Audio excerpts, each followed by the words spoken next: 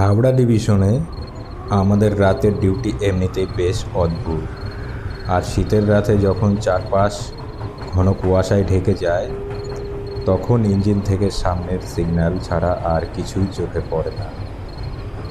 রাত তখন 3:45। একটা লম্বা মালগাড়ি নিয়ে গন্তব্যের দিকে ছুটে চলেছি। ইঞ্জিনের ভেতরে শুধু আমি আর আমার অ্যাসিস্ট্যান্ট। ট্রেনটা যখন উত্তরপাড়ার কাছাকাছি একটা নির্জন এবং অন্ধকার জায়গায় পার হচ্ছে, হঠাৎ আমি খেয়াল করলাম কুয়াশা চিরে ট্র্যাকের ঠিক মাঝখানে একটা লাল লণ্ঠন জ্বলছে।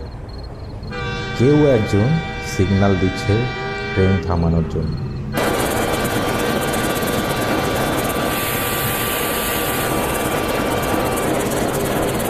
এমার্জেন্সি ব্রেক কষে ট্রেনটা থামালাম।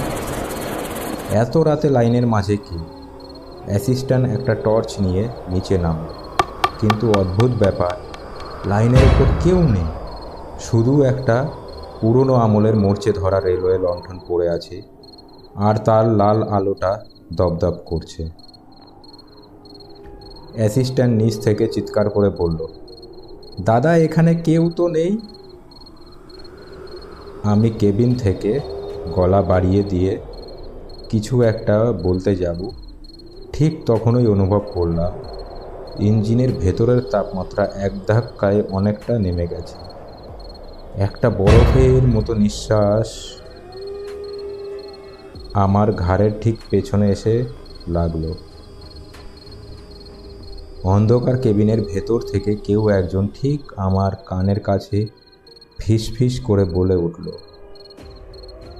সিগন্যাল তো আমি দিইনি বাবু, আমি তো শুধু লাইনের উপর থেকে আমার কাটা হাতটা খুঁজছিলাম। আমি চমকে পাশে তাকাতেই দেখলাম আমার অ্যাসিস্ট্যান্টের সিটে বসে আছে রেলওয়ে বহু পুরনো আমলের উর্দি পরা এক লোক। লোকটার মুখটা কুয়াশার মতো সাদা, চোখের জায়গায় দুটো কালো গর্ত, আর তার ডান হাতটা কাঁধের কাছ থেকে পুরোপুরি কাটা। সেখান থেকে ফিনকি দিয়ে রক্ত ঝরে ভাসিয়ে দিচ্ছে ইঞ্জিনের মেঝে।